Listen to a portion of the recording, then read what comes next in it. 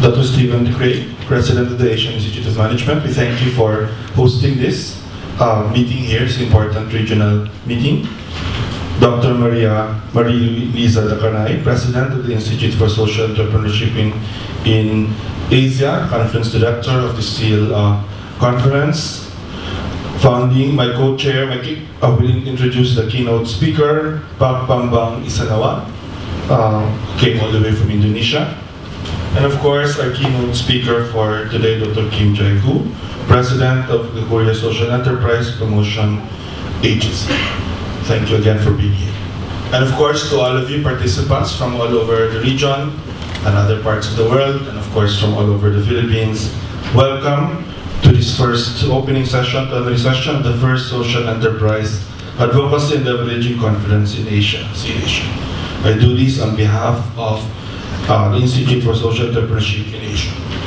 Let me just share a few reflections as we start this conference. And the first I would actually word I would reflect on is 2015.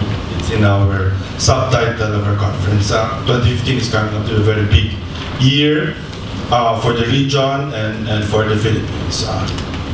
Transforming economies to social entrepreneurship towards a post-2015 development agenda. You know that globally, 2015 will be the year when the world will adopt new sustainable development goals, we call them SDGs, to replace or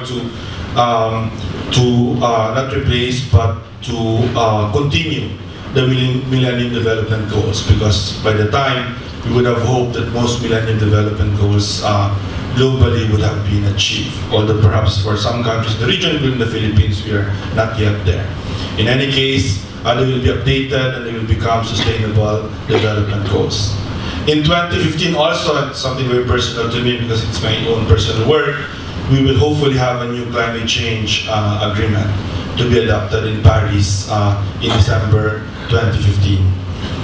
For our region, in the ASEAN, 2015 is a target date for integration of our economies, and the question is, are we actually prepared? And particularly, are the poor prepared for this integration? And then, of course, for us specifically in the Philippines, 2015 is the year we host APEC. So we will have to think regional. We will have to think not just ASEAN, but Asia Pacific in 2015. We will hear that again and again, and we will have many events in this country.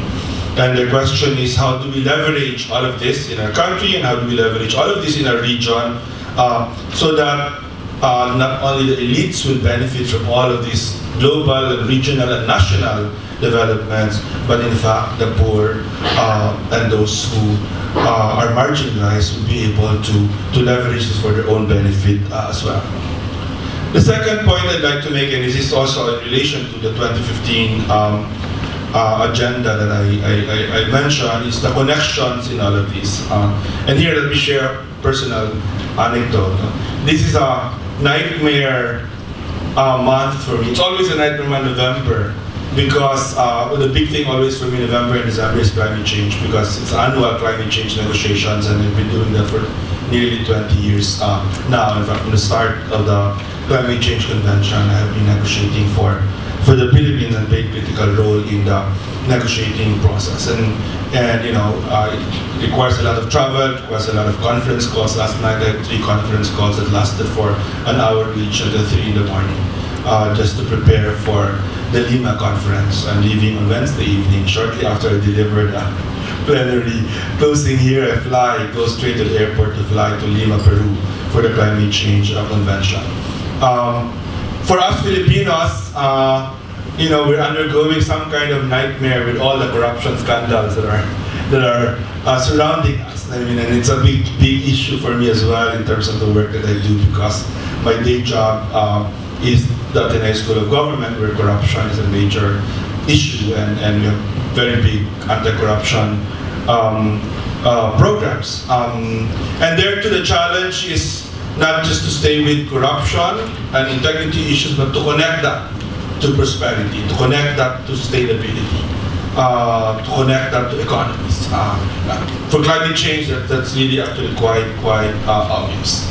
And then, of course, we are perennially faced with poverty, issues that makes more vulnerable for climate change, that makes corruption easier to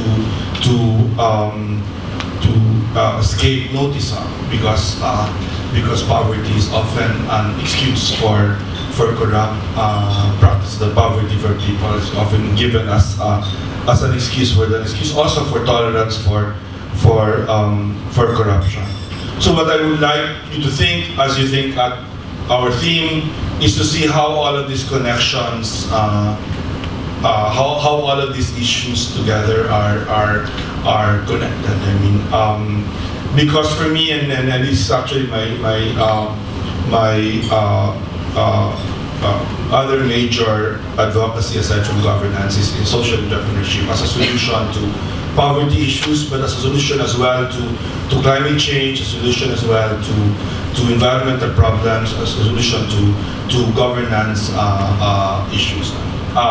I spent quite a lot of time abroad working in the United States as an overseas Philippine worker, and one of the reasons I decided to come back to the Philippines was I felt very strongly about two big things that would be good. I mean, writing governance in the Philippines and promoting social entrepreneurship as a way of doing development in the Philippines. So when Lisa actually asked me to chair ISEA, when she founded it, when we were founding it together with other people here, I readily agreed. I mean, and a big part of my professional life, aside from my job as dean, is to work on social entrepreneurship. Aside from ISEA, I'm also a national representative in the Philippines, and we are also glad to say that we will soon have quite a number of fellows that we will be announcing in a couple of weeks in the Philippines, running our program.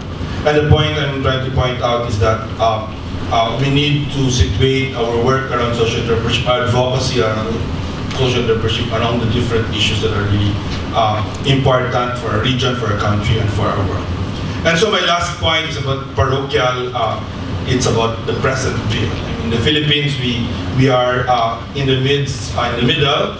Hopefully, in the third quarter at least. I won't say last quarter yet.